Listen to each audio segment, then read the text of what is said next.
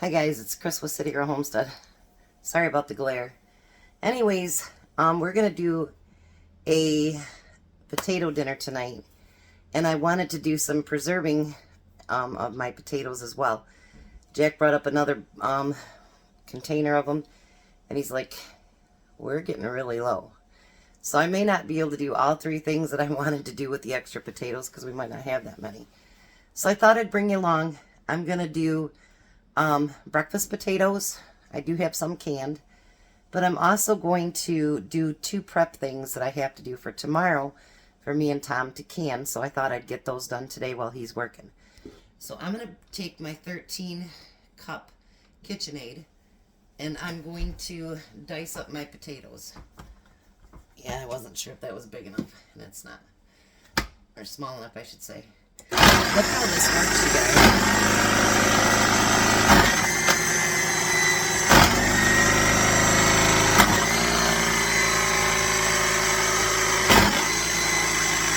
Like, there's just no way I could dice these up that quick.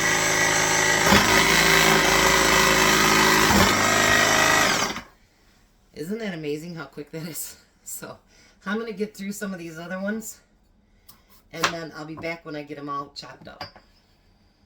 Alright, so the next thing we want to do is we want to make sure all these potatoes are super clean and get as much of the starch out of them as we can. So what I do is normally I run my hands through them, get them as clean as I possibly can until the water runs clear below it. Because you don't want a bunch of starchy potatoes that you're preserving. You know what I mean? It doesn't matter how you're preserving them. You just want to make sure they're clean and good to go. So I'm going to probably run water over these for the next few minutes, and then I'll show you what I'm doing next. Okay, so I was talking to Renee, and these are actually called potatoes O'Brien, but I was talking to her, and I said, do I have to boil them? Blah, blah, blah. And she had an idea, why don't we roast them? So I'm going to take these and put them on my tray here. We talked about doing 20 or 25 minutes, but these are a lot smaller chunks. So it's not going to need 20 or 25 minutes, I don't think. And actually, I think that'll help them be a little bit more crispier when we cook them back up. I was getting my blade taken back apart, and I got nailed today, so I guess you got to expect cuts, burns, and bruises from cooking, that's for sure. So I'm going to put both these pans in the 350 oven, and I'm going to check them after about 10 minutes and see how they look, and then see how much longer I feel I need to go with them for there. So I think this is going to actually be a great way to do it. Then that way it can be a little bit crispier, because I do like a crisp potato for breakfast. So I'll be back. Alright, so for what Tom and I are canning tomorrow, we're going to need hamburger. So I have 4.5 pounds of hamburger over here that I'm going to cook up. Yes, I just cooked up all that other hamburger, but that's for stock. That isn't for me canning. So I'm going to fry this up today. Now the other thing we need, because we're going to do a chicken and a beef one, I'm going to chop up chicken breasts. But these ones I want to be in pretty small chunks. So I was seeing if my big knife will do that, and if not, I'll get my little knives out.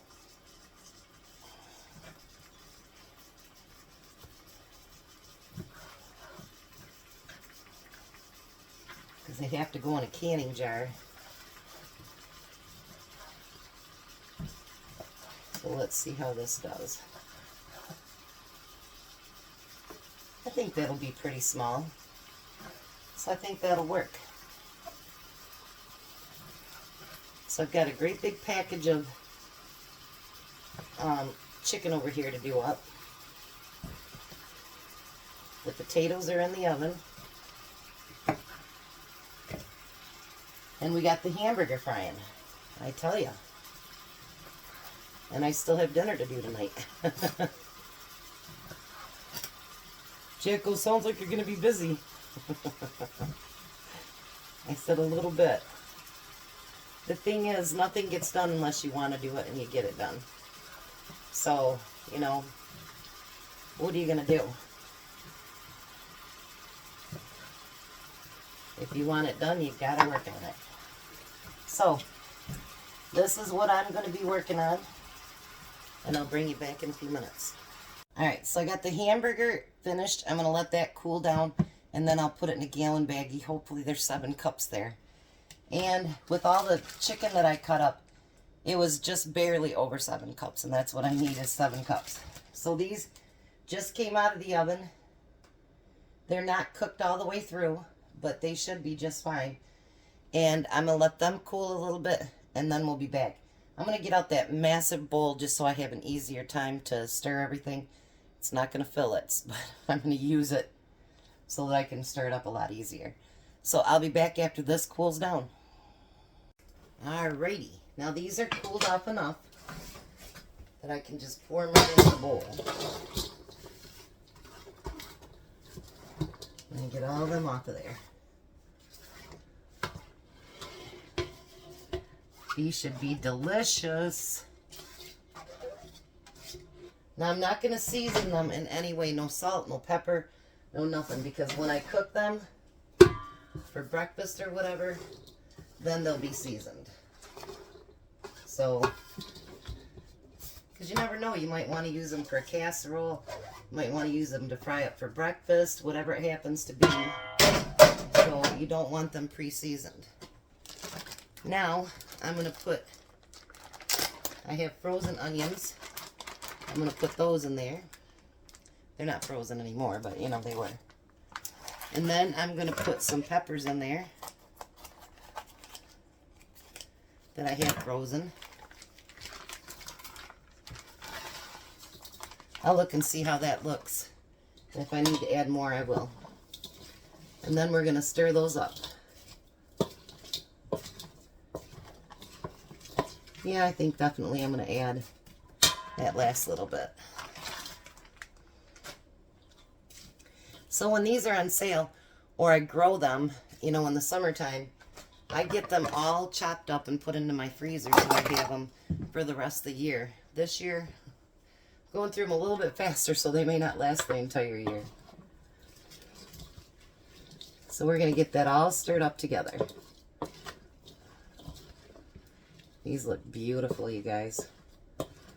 Beautiful, beautiful, beautiful. Let's get some of those chopped up that didn't get quite all the way thawed out. Look at that. I know I wouldn't use a whole bag, or a whole great big pan, but I thought, you know, it's so much easier than trying to stir it up in one of those little ones. So how does that look? Beautiful, huh? So then I'm going to take my quart bag and I'm going to use my scoop and I'm going to scoop them into the bag.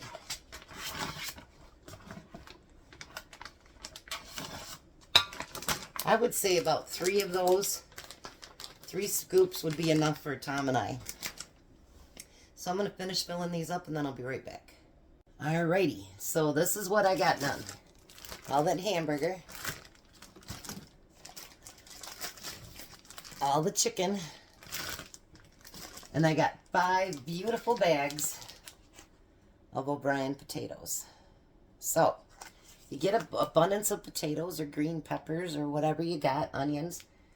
Put them to use. Don't let them go to waste. But aren't those beautiful? That's going to make for a really good breakfast potato. So, thanks for coming along with me. I appreciate each and every one of you, and glad to have you with me. So, now I got to prep up potatoes for tonight. I tell you, it's never ending. You guys have a blessed night. Be a blessing, and I'll see you at dinner.